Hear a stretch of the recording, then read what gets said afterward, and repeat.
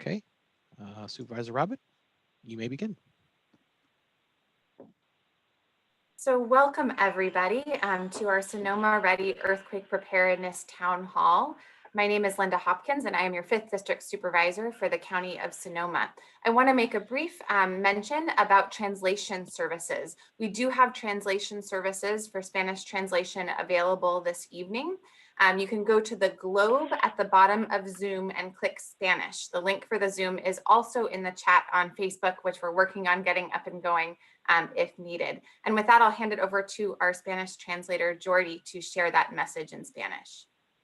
Buenas tardes a todos. El día de ahora tenemos la traducción en vivo en español al servicio para ustedes. Las instrucciones para esta reunión en Zoom en español, por favor, localizar el icono de globo que está en la parte inferior de la pantalla. Presione el icono de globo y usted verá la opción de español o inglés. Una vez usted presione en español, a usted le será posible escuchar la interpretación en vivo. Gracias. And with that, I would hand it over to my colleague, Supervisor Rabbitt. Thank you so much, Supervisor Hopkins. I appreciate that. And thank you everyone for being with us tonight. I was gonna just say, this is a series that we've been having here in Sonoma County talking about disaster preparedness, something that we're all too familiar with. We actually postponed this particular episode on earthquakes because we're in the midst of a fire. But I think what we also all know is that the best time to prepare for any disaster is before it happens. And that's why we're here tonight. We're going to be talking about what to do before, what to do during, and what to do after. And we have some great people to give some great advice to you tonight. We have Christopher Godley, the Director of the Sonoma County Department of Emergency Management. We have Tennis Wick, our Director of Permit Sonoma. We have Nathan Quarles, the Chief Building Official for the County of Sonoma, and we have Dale Cox from the USGS to talk all things earthquake. And of course, we have wonderful people behind the scenes, Nancy Brown with the Department of Emergency Management as well, Andrea, Leo, Tina, thank you very much, and Ross, of course, and Naomi, our American Sign Language interpreter, and Jordi, our Spanish interpreter. Thank you all for being here today with us as we start this path of really becoming prepared for earthquakes. There's an old saying that it's not a matter of if, but when. And we do live in earthquake country and it's only a matter of time and you never know when it's going to strike. So instead of being fearful about it, being caught off guard, it's important to be prepared. And that's what we're going to talk about tonight. So with that, we're going to, I think, turn it over to Mr. Godley, perhaps, to kind of talk about the bigger picture. Actually, I'd take that back. Let's go to Dale Cox and talk about where we sit within the seismic world. We have some very active faults and some faults that haven't had much activity in some time. And maybe we can get a better idea of our risks here in the North Bay in Sonoma County. Mr. Cox? Who I hope we didn't lose.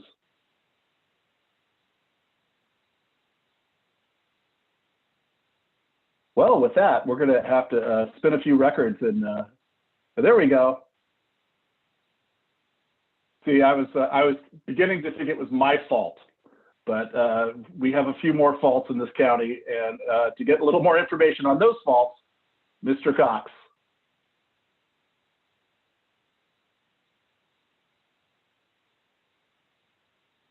Excuse me. Can you? There you go. We can. Thank you. Personal computer back to my work computer, and now I don't have any slides on my personal computer, so I'm going to wing this. Okay. So a little bit about Sonoma County and a little bit about what the USGS does first. My role is the project manager of the USGS's science application for risk reduction. Our role is to innovate the application of science to reduce risk from natural hazards. So it's not just earthquakes, but it's all the natural hazards that we can think of in the United States.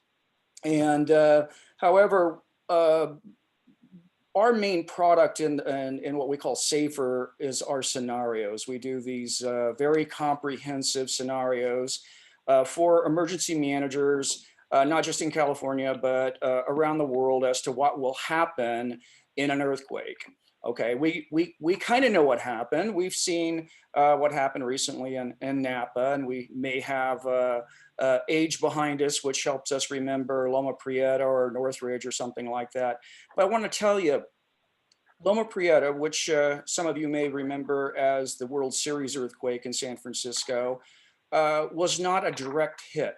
Okay, it was down near Santa Cruz. It was a direct hit for that particular area, but not for San Francisco itself. And the Northridge earthquake only shook for about 9 seconds, when in fact a 7.8 earthquake will shake something like 2 minutes. And that is huge.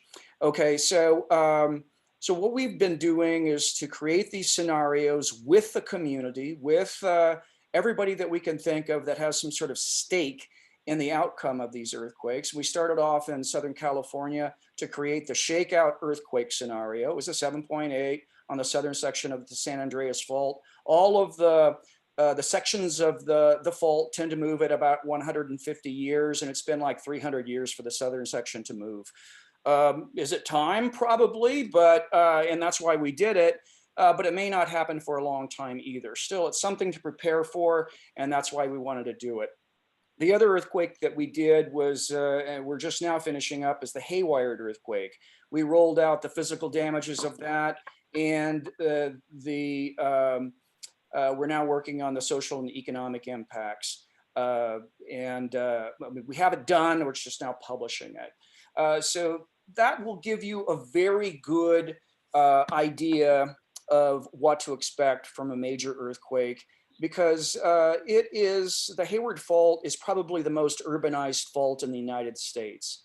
And it could very well connect to the Rogers Creek Fault, which is something that you need to understand is a very viable earthquake threat for Sonoma County, one of my favorite counties, as a matter of fact. I don't live there right now, but I would certainly love to.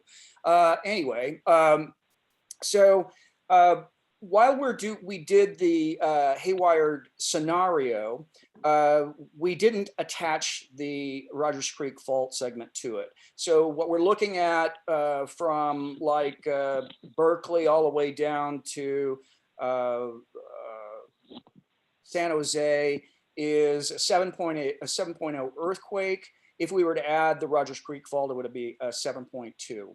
And that doesn't mean that that's any less of an earthquake. It's still a major earthquake, and the same amount of shaking and fault rupture that would be, experienced in the Bay Area at any one point would be the type of shaking that you would expect for the Rogers Creek Fault. And there is a 72% chance or even greater of that kind of earthquake happening on any one of the faults in the Bay Area, and the Hayward Fault being the most of threat. By the way, I am doing this from memory, so you're gonna have to bear with me a little bit. We have also done a scenario for an atmospheric river, or a couple of atmospheric rivers that will come in back to back to California. And if you don't know what an atmospheric river are, those are those big windy storms that you experience every so often.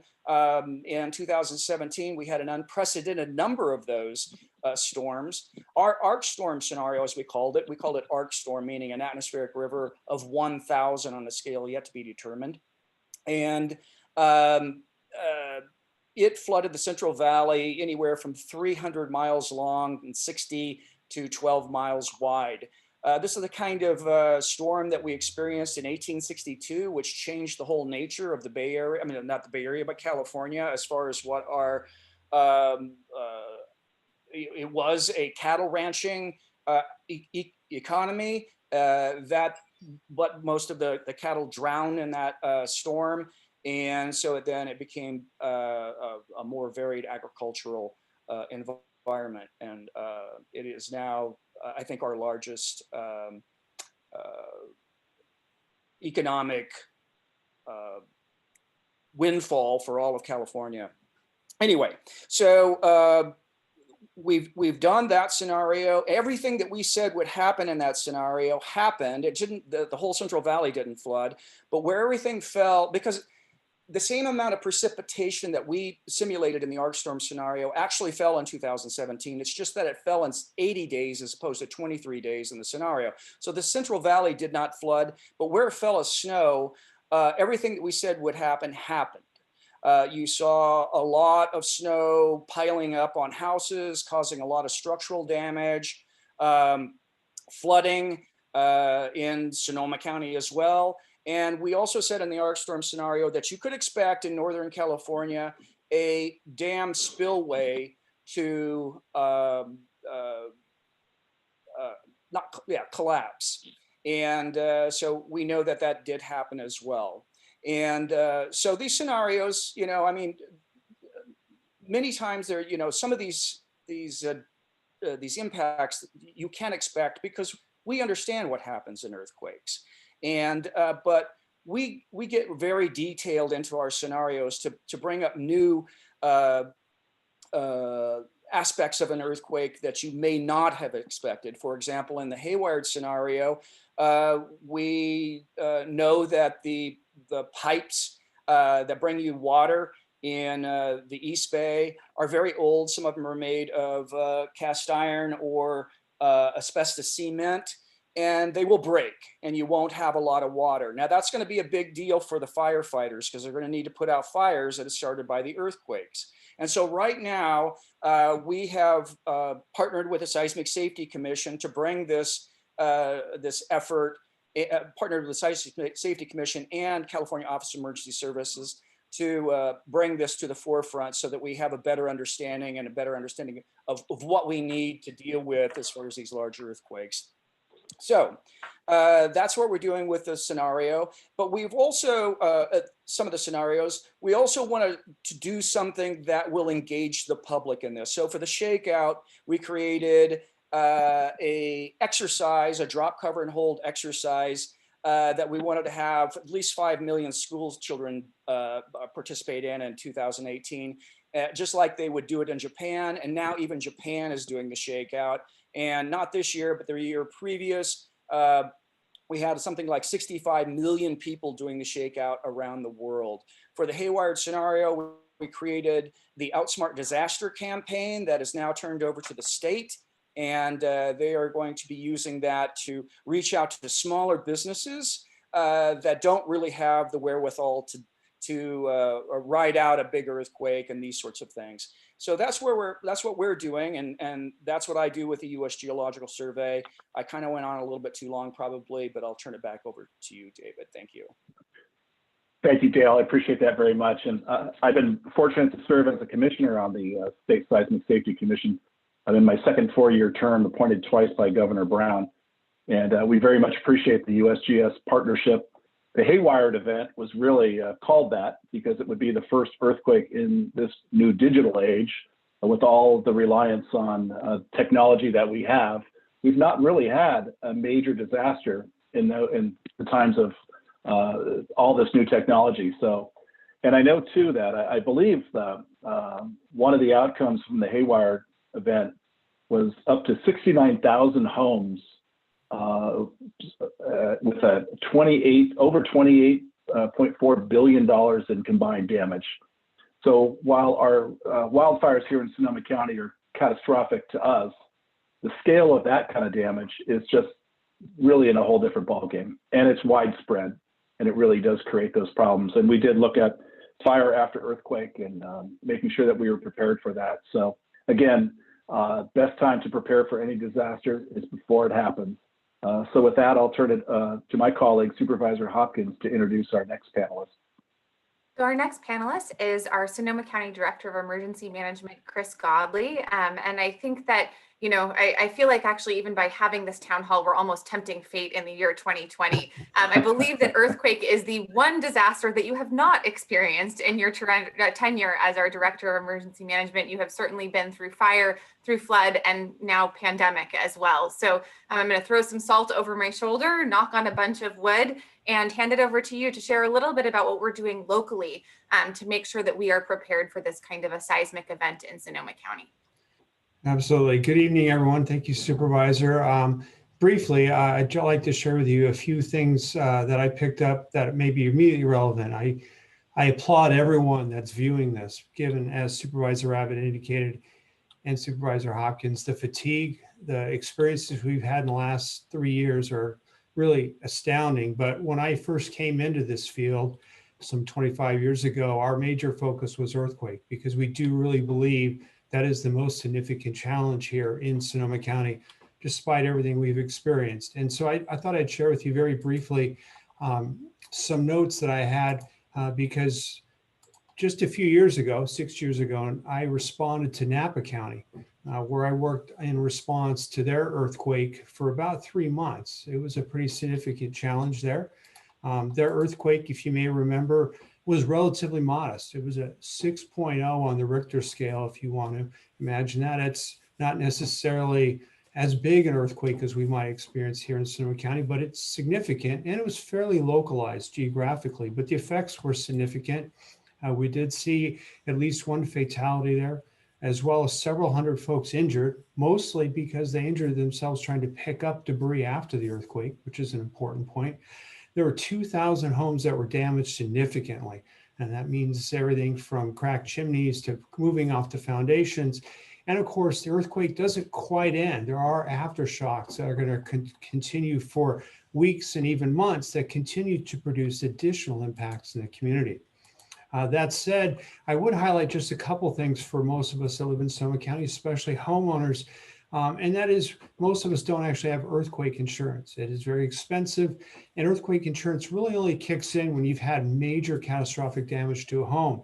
So if you can't really afford to pay for earthquake insurance, I urge everyone to basically look at retrofitting their homes, making them stronger, especially at the foundations where they tie in between the walls and that cement foundation there. That's a very important area to reinforce, so that, as is this case, which is a photo of a home from the 1989 earthquake, it doesn't slide off the foundation. With that, you can probably save your home. Another major consideration that was evident in the Napa earthquake were chimneys. We had a lot of chimneys go down. Of those 2,000 homes, hundreds and hundreds were damaged by the chimneys coming either down into the house or into the yard and tearing off part of the roof. So we also urge people to brace those chimneys, especially if they're heavy masonry. And then finally, I'm going to suggest that as we look here to Sonoma County, I would just highlight, to pick up on the presentation from USGS, that there are really two major areas of concern for immediate ground shaking. That is, of course, the infamous San Andreas Fault, which runs off the Pacific coast, comes ashore a tiny bit at Bodega Bay, and then continues north along Highway 1. So there's a significant threat off there on our western coast. But for most of us that live along the Highway 101 corridor, our bigger threat is what we call the Rogers Creek Fault, which could be an extension of the Hayward Fault. And this is a fault that runs kind of right up the middle of the county, pretty close to Highway 101, right through and past Petaluma, in through Santa Rosa, up through Fountain Grove, up to Windsor, and now even Healdsburg, as we continue to explore just how far that fault moves. Both these faults have significant potentials for creating a major earthquake here in the Bay Area, or in Sonoma County, I should say. But it's also important to note it doesn't really necessarily depend on how close you live to an earthquake fault. What's really more important is the kind of soils on which you live or where you work. So for example, in the Santa Rosa Plain, these are mostly soft, silty soils. It's kind of like a big bowl of pudding, as I call it. Even an earthquake occurs at a distant location, as it did in 1906, the Santa Rosa area is going to shake pretty significantly because of those soils. And we did, in fact, see that kind of damage in 1906, even though the earthquake epicenter was some distance away. So the big question is what to do about it. Well, the key is not to live in fear of this, not to live in dread of yet another disaster impacting us, but instead look to educate ourselves, make some basic preparedness efforts, and really empower ourselves to be able to withstand the effects of an earthquake.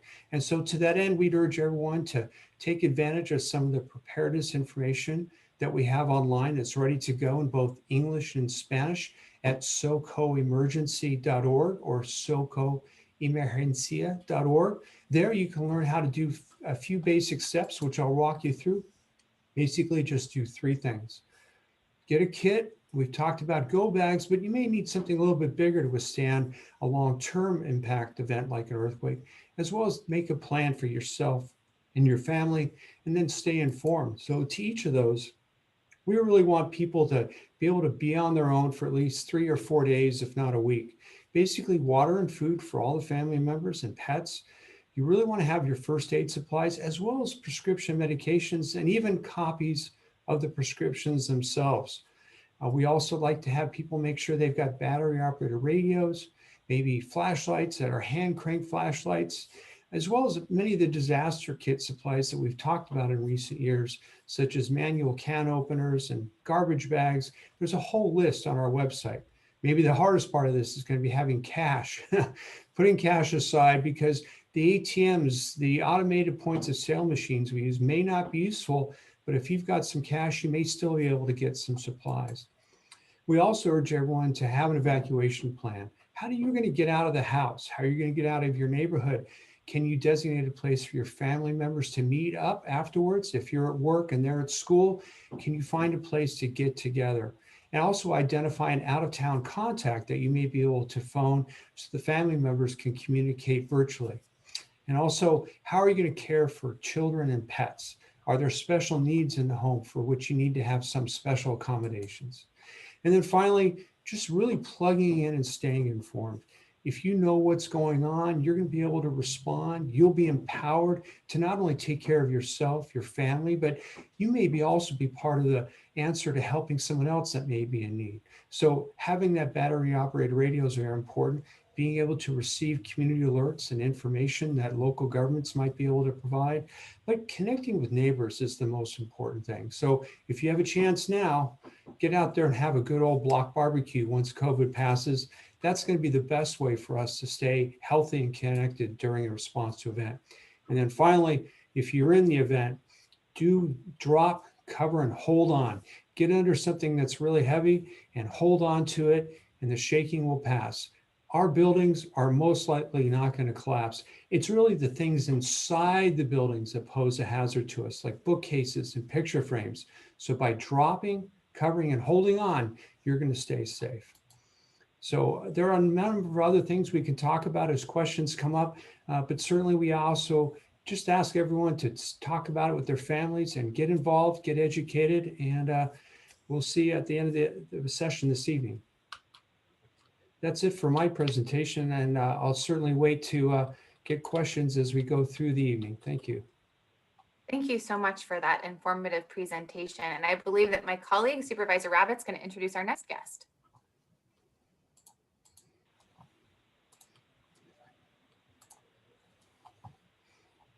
Unless he has gotten muted, or are you there? There we go again.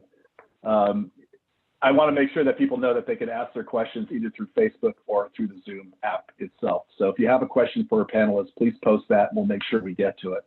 But thank you for that information, Chris. Very much appreciated going forward. And so our next panelist is a good friend of mine and a great Sonoma County leader. That's Tennis Wick. Tennis was appointed, I think, in 2013 as the director of what was then called PRMD. Today we call it more like, it's just easier to call it Permit Sonoma. It's all things building and planning in Sonoma County. And I know Tennis is very much involved in seismic safety and making sure that we're all prepared going forward. And our building stock is going to be prepared as well. And we have Nathan Quarles might add some additional information there. So Tennis, please. Thank you, Supervisor. Good evening, everybody. So while the focus is going to be tonight on seismic strengthening for houses, I just wanted to give you my experience with the 2015 Napa earthquake. Obviously centered in Napa, but had caused millions and millions of dollars of damage in Sonoma Valley in particular. And what was really evident to me in going around and inspecting buildings hours after the quake happened was that unreinforced masonry buildings and during their original construction really benefited from the seismic strengthening that those property owners invested in. almost every single building in Glen Ellen, for example, came out unscathed, which was my primary fear. My family's lived in the valley there for 5 generations, and I was really fearful that buildings I'd grown up in were going to be gone. They were all there. So I know this works. For our own residences, Nathan and I have both done seismic strengthening and taken precautionary measures on each of our own residences. On my 1939 bungalow, when we first bought it, I tried to convince my old friend and neighbor, David Rabbitt, to come underneath the subfloor and put the bolts in, add the shear wall.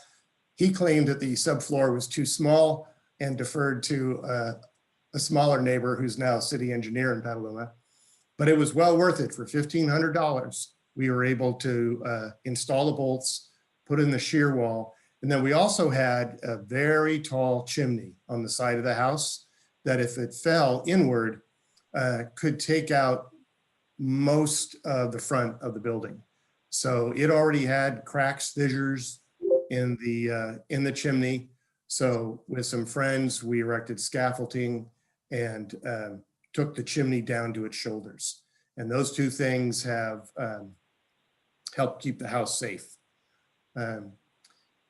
So Permit Sonoma has a couple of measures that we think will help people get the very quick, inexpensive, over-the-counter permit you need to do the strengthening on your house.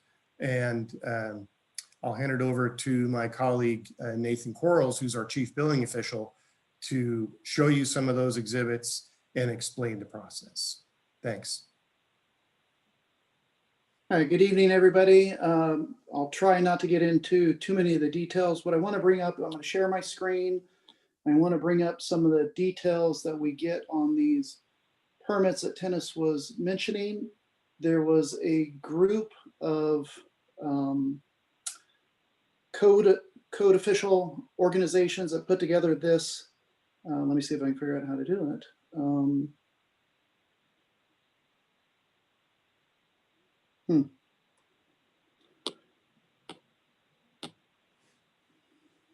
Sorry, bear with me.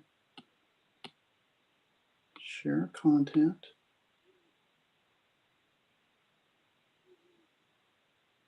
Screen. I assure everyone he has a degree in engineering. But not in communications. I'm pushing the button that says screen broadcast. 2, 1, and okay, so let me get to my folder. So here is sheet 1 of the details. So I'm going to zoom in a couple places. This is just a close-up of a typical floor plan. If you look in the 4 corners, it points to the what we call shear walls or shear that's going to be installed.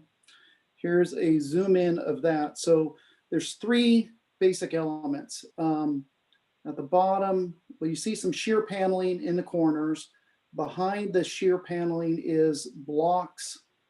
So they block off. You can't really, I can't point Nathan, on could this, you explain to our viewers what a shear wall is or shear is? So in a cripple wall situation, if you look at this image over here on the left-hand side, that's your 2x4 sticking up out of the bottom plate. And the shear wall is just sheet plywood that is nailed to the vertical 2x4s, and that provides resistance to the lateral movement. So the seismic retrofit comes in two main categories. One, if you look in the lower left, there's a bolt. So the bolts prevent the uplift and keep the house attached to the foundation. And the shear walls address the lateral movement. So these go in combination, and as I mentioned, the bolting will prevent the house from lifting up, and the shear wall will keep it from moving lateral in any direction. And that's the basics of seismic retrofit for single-family dwellings. And so the point to this is that we have resources available, and these are So these resources have been vetted by code officials throughout the Bay Area, and we allow these and we accept these. These are basically summarizing the different elements of the California Building Code. They're all pre-approved. If you stick to these construction techniques, it's an over-the-counter permit, nominal fee, and you're off and going and either doing the work yourself or having a contractor do the work.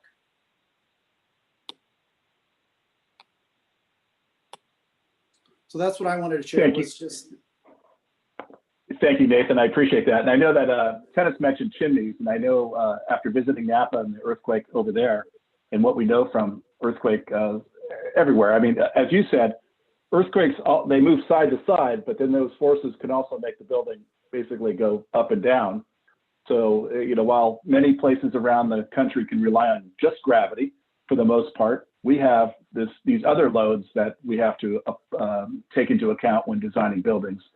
So if you have an understory that you don't have a properly bolted foundation, or those clips that you saw in those drawings, or those shear walls, that's really a smart thing to do and relatively inexpensive and can save your house.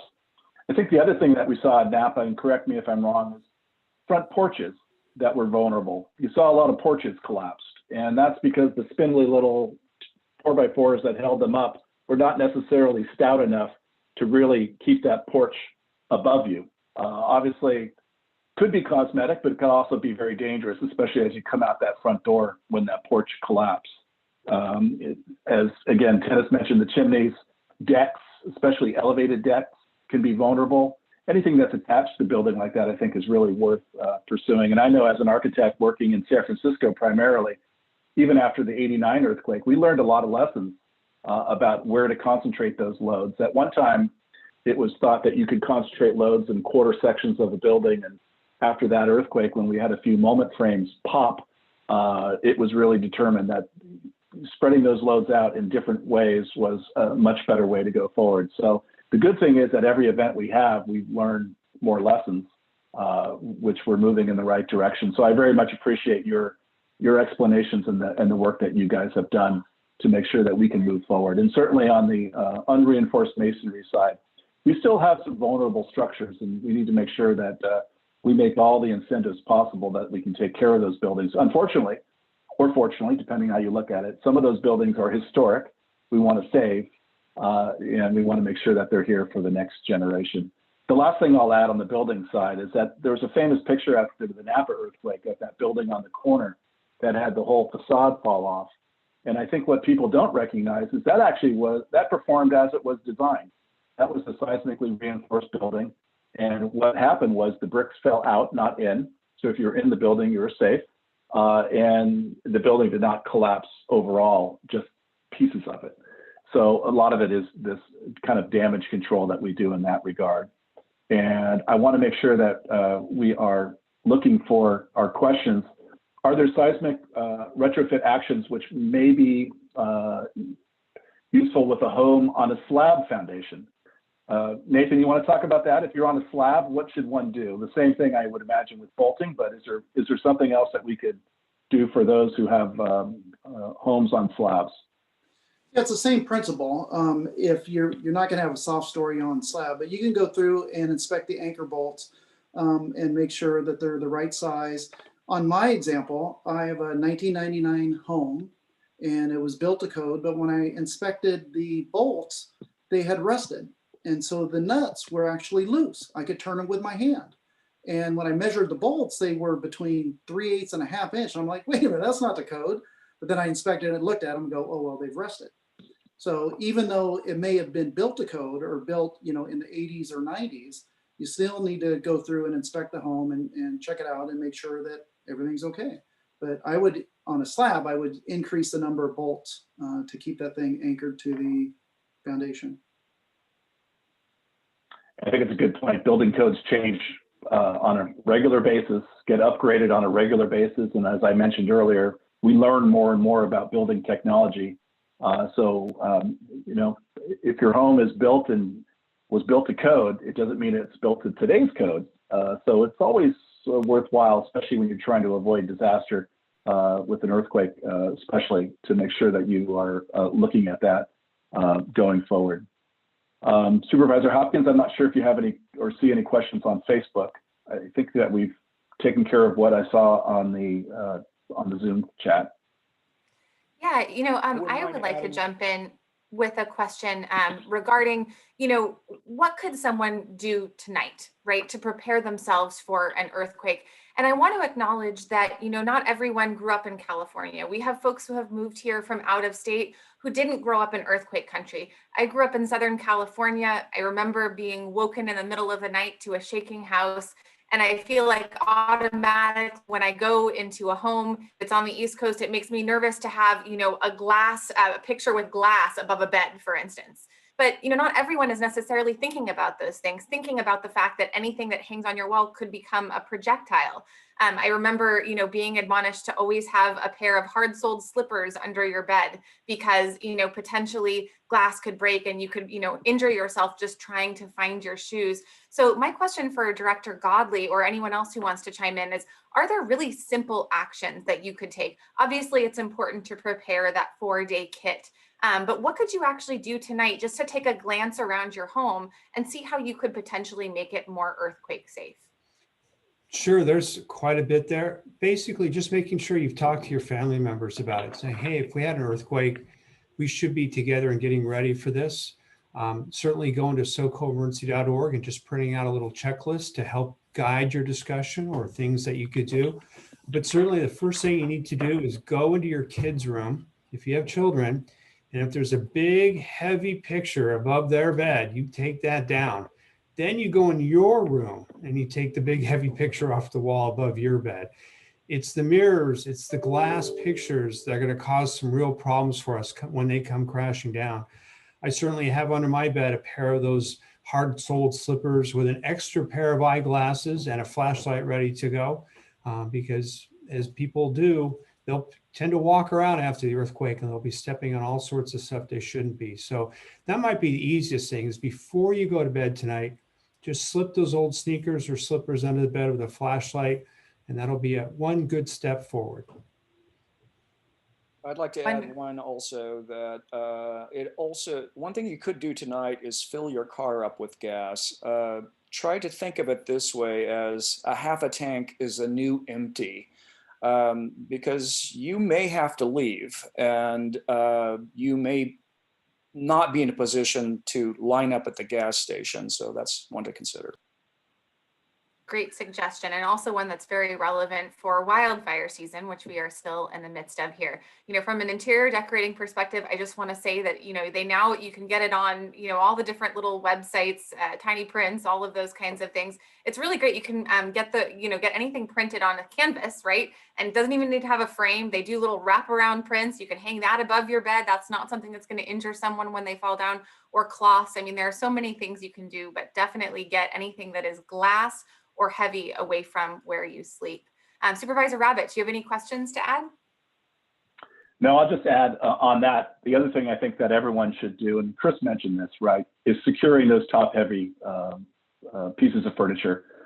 When my daughter, my youngest, was young, she was lie on the floor in front of an armoire that had a TV in it and kick her feet up. And I was always really frightened that that thing could come over right on top of her. So we got they make Velcro straps that you can secure to the wall and to the piece of furniture to make sure that that doesn't happen. If you have a large TV, same thing, especially with the size of TVs we have these days. Those also should be strapped to the wall. I have two on a unit here in the next room. So I think it's really looking around your house. If you have a bookcase, and it's, obviously those that would fall on you, but it also may impede your way out of the house after the earthquake too and block your passage. So it's really something that you can do, a good weekend COVID project to get to the local departments or a hardware store, pick up some seismic safety straps. They make them especially for that and really secure those things. I would bet, I think as was said earlier, that more people are hurt with falling objects within a home or an office for that matter than they are from a structure itself. So I think that you really need to look around you and be aware of that. And that's a good, even though most of us are working from home right now, you need to be prepared for an earthquake no matter where you are. And that includes any kind of workplace or any other place. So know your surroundings as you go forward. Dale, I did have a question here from someone that wanted to know, does Sonoma County, we talk about the Rogers Creek Fault and the connection to Hayward, but we also have the San Andreas Fault just off to our west. What is our biggest concern? How good are we these days at looking into crystal balls and predicting things? Can you give us kind of a lowdown on Sonoma County's vulnerabilities and what kind of information we have to go forward with? Well, living in California, we have a perilous beauty all around us, and so we have a lot of problems. I mentioned the arc storm scenario. Sonoma County has a problem with storms and flooding, as well as drought, and we are probably we're in a drought right now, and this may extend for a long time. As it relates to the earthquake threat, what I was trying to get across to everyone are the cascading consequences of these earthquakes, whether, like I mentioned, the problem with a lack of water and subsequent fires, but there's also landslides and debris flows, and where you live. So now you have a lot of burn scars, and when we have these atmospheric rivers come in, they will probably result in debris flows. So we do have maps available as to where those debris flows would likely to occur should we get a big storm coming in. So that's one thing that you want to look at. And after an earthquake, we get landslides as well. And so you may want to consider that, especially if you live underneath an area that looks somewhat steep behind your house, as I do.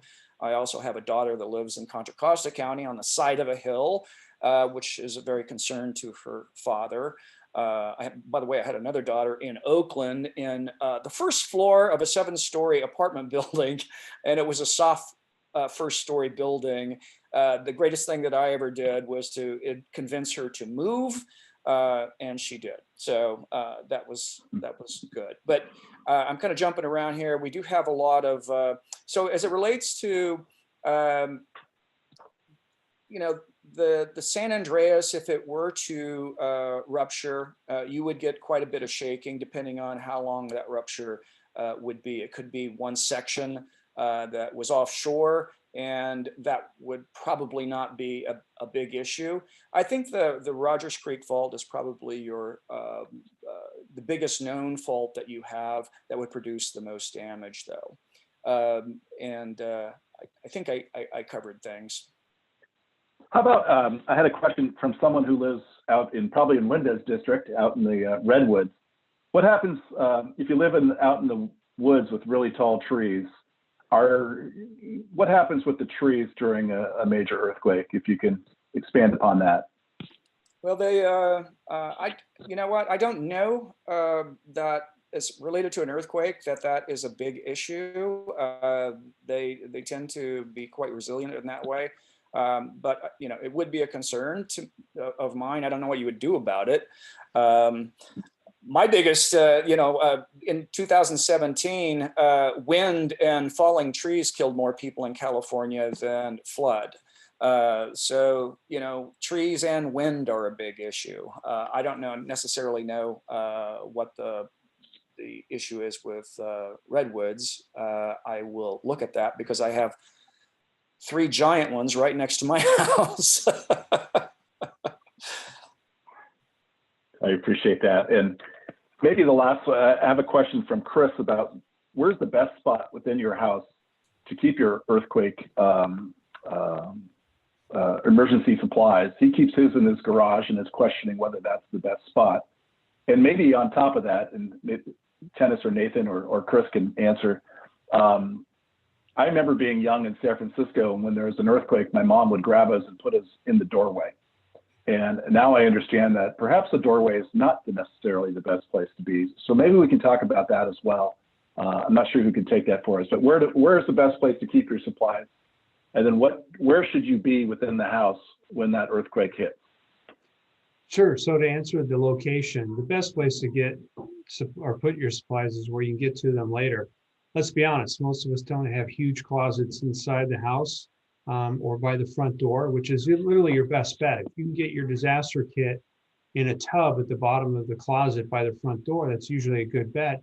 If, however, you've got an outbuilding that's really well insulated, for example, like you've got an outdoor shed or an office even that can withstand the effects of the weather and environments, that's a great place to put it because you can get out there when you need to.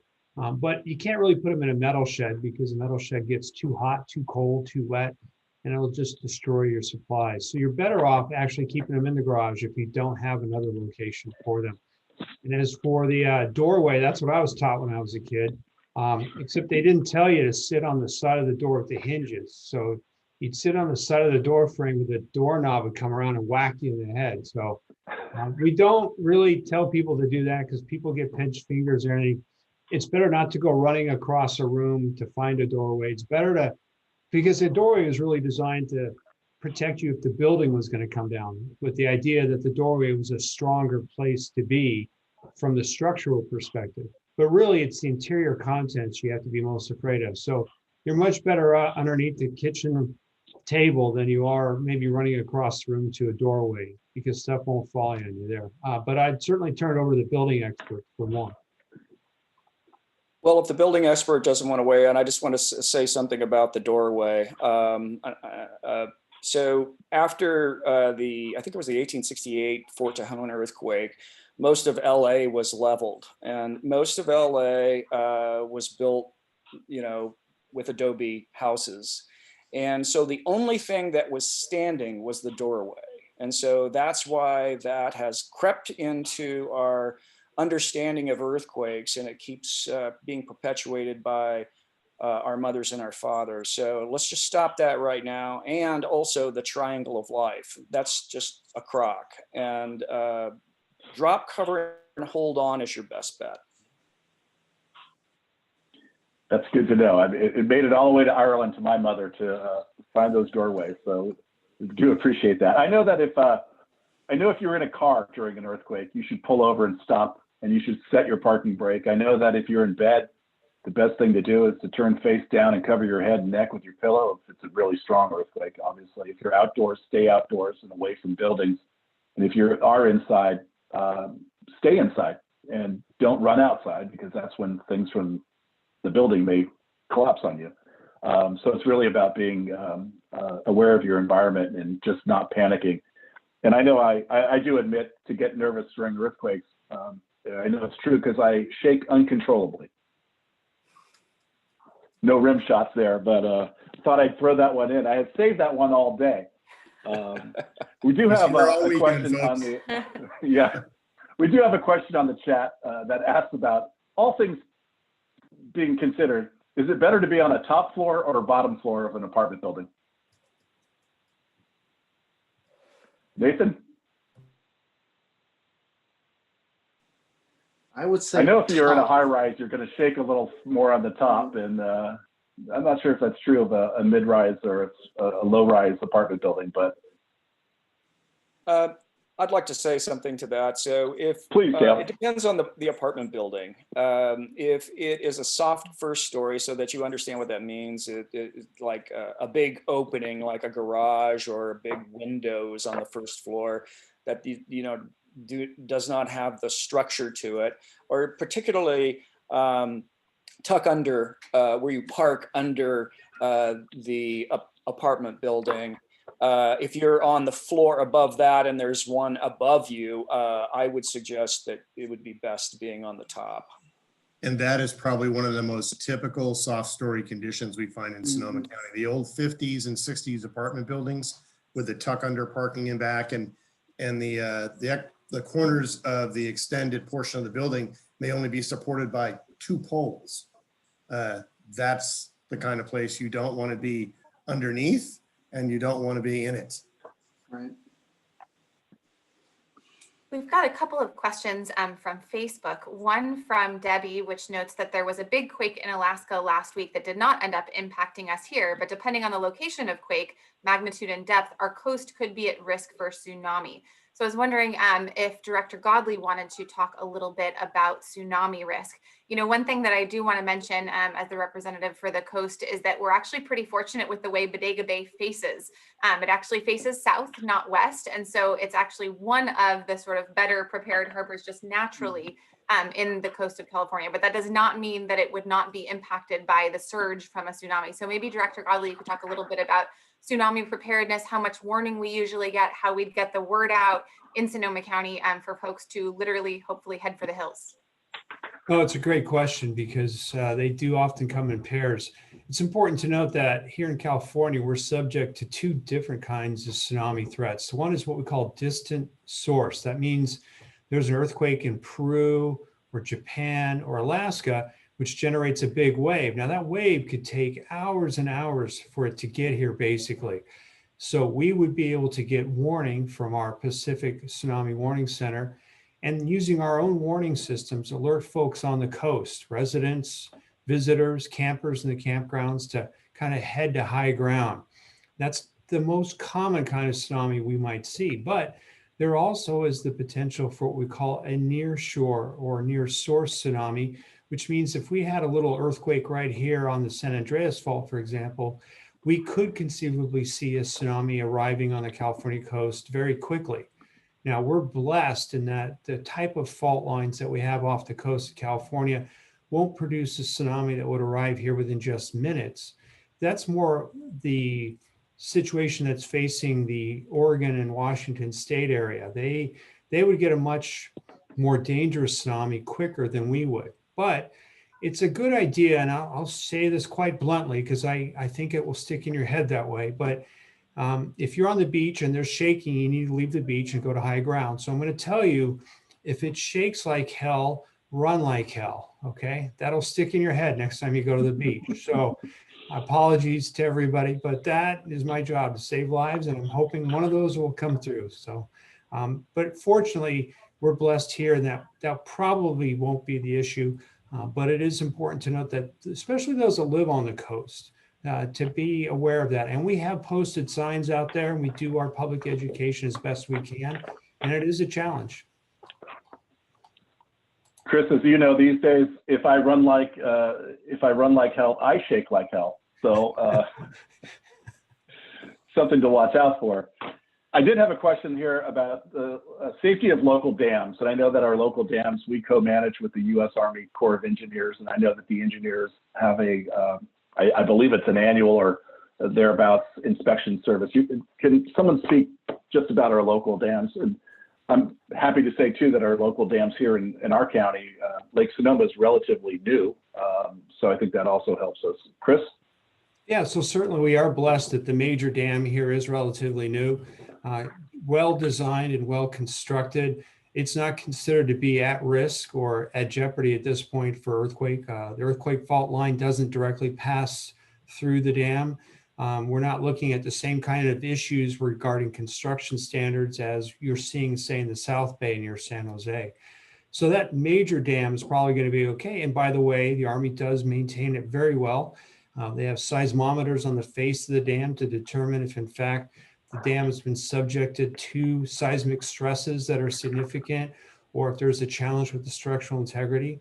It's really our smaller dams that we most focus on. And these are agricultural for the most part. Scattered throughout the county, we've got dozens of dams that we really need to manage and maintain. They are licensed by the state of California through the Department of Water Resources, and we help facilitate some of the inspections for that. And it's important to note that for each of these dams that could impact a populated area, they are required to help us develop dam emergency action plans, or basically response plans that allow us to warn and potentially evacuate folks out of harm's way should those dams be subject to damage. Right now, we really don't have anything that's really at significant risk seismically here in the county. We're more concerned about overtopping, that is, the dams just being too full of water, causing the structural damage like we saw with Oroville a couple of years ago. So we're sitting fairly well with that, but it does require, especially property owners that own dams, to maintain them properly. We've got another question from Facebook, which I think is actually a great question for Dale, which is, actually just straight up, are we expecting an earthquake? And I think that there's often so much confusion around earthquake prediction, right? And sort of the geologic timescale that earthquake and, you know, sort of the buildup of pressure on our either strike slip or a subduction zone, how that actually works, right? What is sort of the overall creep of the San Andreas Fault? So I'm wondering if you could just talk a little bit about that. You know, and I think that it's also worth noting that when we had the, you know, quote unquote swarm of earthquakes maybe a few weeks ago, that suddenly there was all of this misinformation spreading on social media that there was a 99% probability of a severe earthquake, you know, in the Bay Area, because this little graphic that had absolutely no credibility or, you know, even an author assigned to it was telling you so on social media. And so, you know, talk to us a little bit about the likelihood of earthquakes, you know, and sort of how that works, because I think that folks maybe struggle a little bit, and there's just so much misinformation out there in the world. Well, an earthquake could happen tomorrow, and it certainly wouldn't surprise me. Like I said, there's a 72% chance of any one of the faults in the Bay Area, that includes the Rogers Creek Fault, of rupturing over the next 30 years. And we've been saying that for a long time. So I would, you know, go under the assumption that this could happen any day. And if you knew that, what would you do? So you have that, and as it relates, you have the question of how fast does the, you know, are the creep of the fault. The San Andreas Fault moves about as fast as your fingernails grow, and what happens is it begins to move, it gets hung up, and then it then finally releases in an earthquake. So we haven't had that happen in a while. For the Hayward Fault, the last big one was 1868. And if you trench, which we do to look at how often earthquakes occur, they happen about every 150 years. And it's been 150 years since the Hayward Fault has ruptured in a big earthquake. And and there is no way to predict the earthquake. And when I say, you know, predict, well, we can, though, give you earthquake early warning. And that is something that is just now out. There's apps from UC Berkeley that you can get to get earthquake early warning. And now, if you're sitting right on top of the fault rupture, you're not going to get much warning at all. But some people can have enough to, we did a study on this of how much time would be required to drop cover and hold on. And if enough people were to get that earthquake early warning, we would save many lives in an earthquake and a lot of heartache and other casualties. So it is something that is just right now happening. There's two ways you could look at it: is the earthquake early warning just for me and drop covering and holding on, or, you know, we also can automate that right now. There is already automation to raise firehouse doors when an earthquake happens. So that's on the P wave. So if you would have seen the animation that I was going to show you, you would have seen how the P wave arrives first, and it's not all of that strong of a motion, but it's enough to for earthquake early warning to raise those doors of the firehouse. So when that firehouse starts moving back and forth, it doesn't seize those doors shut, and you can get the fire trucks out. So that's just one of the ways that you can do this. I know BART is using it in the Bay Area right now to stop trains, and other people have many ideas for what they can do. I would like to have it, particularly if I was getting LASIK surgery, and you can think of other things as well. I think you had a Dale, few. I'm glad you mentioned that, because that's something that obviously the State Seismic Safety Commission has been dealing with for quite some time, working alongside the USGS and Cal OES. And just for people to understand it, it's really a warning system that will provide seconds more so than minutes. It is just enough time to stop what you're doing, prepare yourself, maybe, as you said, you know, get the garage doors open at the firehouse, have the elevators return to the bottom floor, have the doctor put the scalpel down. You know, those kind of things I think are really what we're looking at. And it's really done by making sure that we have enough sensors throughout the state to really kind of triangulate and to be able to get that information. And it's been done successfully for a while now. And I know Mexico City has a system built in, as does Japan. And I think we're playing a little catch up, but that's okay. We're getting there. And the investment with, I think it was Governor Brown, one of his last years, put money towards the system and getting that underway. So I think that is a great thing, just to give us a little heads up to make sure that we can all do a little bit better going forward. I don't know if you have I did have one, if I can, Supervisor Hopkins. I think, again, it's someone from your district who posted. They were curious about, and this really goes to probably all infrastructure, Caltrans, probably infrastructure, talking specifically about the bridge at Jenner and Scotty Creek, but I think we could just talk about the whole kind of scale of freeway infrastructure bridges that are out there. I know our own county, right now we have 2 seismic retrofits, or actually rebuilds, going underway of our 328 bridges that we have. So we have a program in place, and I know that Caltrans did a lot of work after the Loma Prieta earthquake in '89 with structuring, doing a lot of column work. Chris, could you talk briefly about the state of infrastructure, bridges and whatnot, and perhaps where they sit within the spectrum? So in general, following 1989, Caltrans did do a massive amount of work to retrofit either overpasses or bridges that were at risk, especially for columns that were not properly reinforced with steel internal to them. And so you may have seen it, they put steel, if you would, jackets around those columns to provide for a greater tensile strength internally. The bridge in question, it was constructed at Jenner, is a box and girder bridge built in 1984. It's relatively modern construction.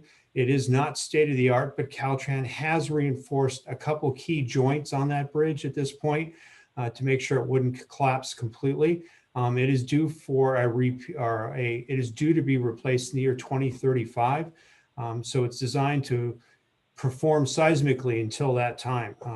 That's about the only one I know. And then I think related to that question was the new Highway 1 bypass that Caltrans has proposed down by Gleason's Beach would actually replace the existing culvert bridge at that Scotty's Creek, and with a new, much more newer bridge at that location, which would eliminate that as a potential choke point.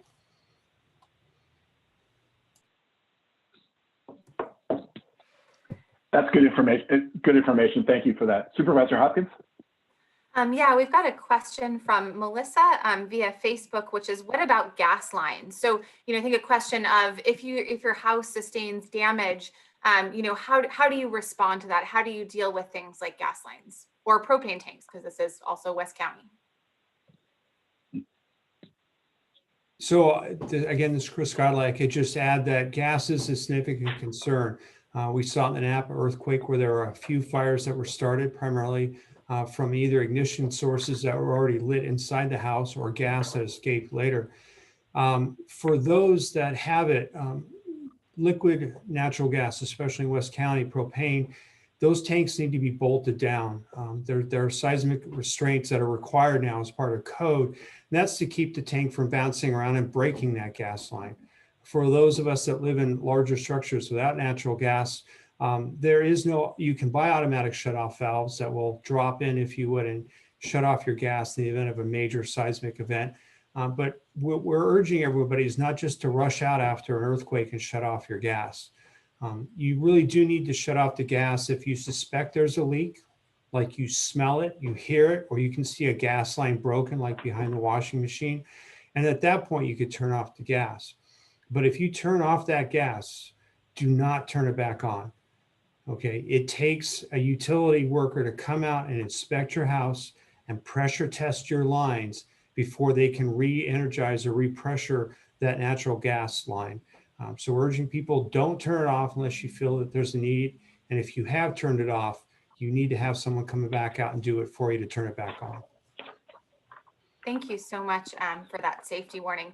I have one question about liquefaction, and I know that Chris, you had shared earlier, a map sort of showing those zones of Sonoma County that are more susceptible to liquefaction.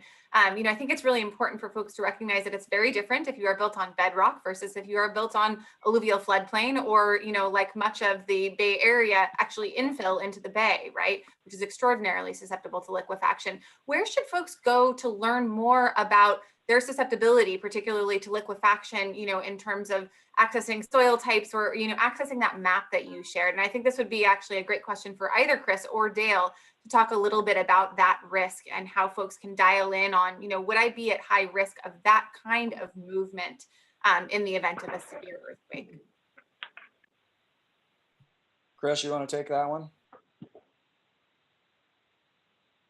Let me take myself off mute. So again, it is the nature of the soils that live upon. I'm actually trying to bring up the map that's been developed by Permit Sonoma as part of the county's long-term investment in hazard mitigation planning.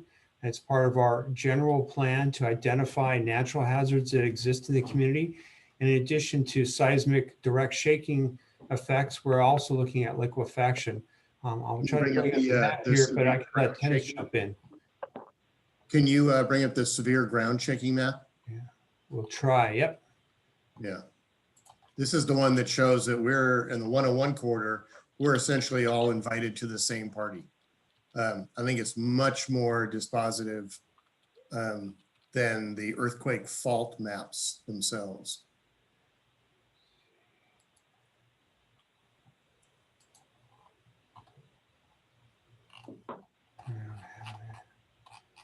In general, you can assume that you'll have more liquefaction the closer you are to a source of water. So if you're built along the side of a river or near the bay, those sorts of things, that you're more likely to have liquefaction. As far as the general maps, if you have them local, countywide, that's great. Otherwise, the California Geological Survey has very good maps that you could source easily from their website.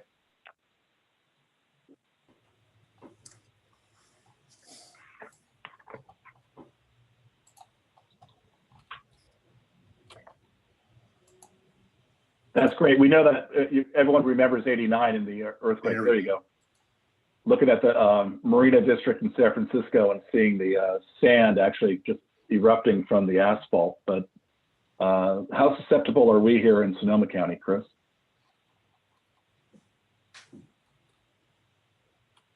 So I would just suggest that we look to our past. In 1906 is the bellwether moment for earthquakes in California with the Great San Francisco quake. The epicenter for that was significantly south of Sonoma County, near the mouth of the Golden Gate. That energy, however, transmitted throughout most of California, north and south, and into the Central Valley. As that energy from the earthquake traveled north, it literally, if you would, ducked under most of Marin County and Petaluma, okay? But that energy came forward and was represented by strong shaking here in the Santa Rosa Plain. Basically, Santa Rosa, the large flat area that we've built on over the years, Santa Rosa, Roanoke Park, Windsor, are the remnants of an old inland sea, basically, that had filled up with sedimentation. And as the valley drained, it left this area with very soft, fine soils. And when an earthquake hits it, it shakes like crazy. And so in Santa Rosa, on a per capita basis, we had one of the greatest fatality events of any earthquake in the nation's history because of the way our buildings performed at that time on reinforced masonry in the areas that they've been built on these relatively soft soils. So this is a significant concern for us. Not necessarily liquefaction where the building turns or the ground turns into mud, if you would, or liquid, but basically the soils could amplify the earthquake energies, whether or not the earthquake is close by here in Sonoma County or even somewhere else in the region.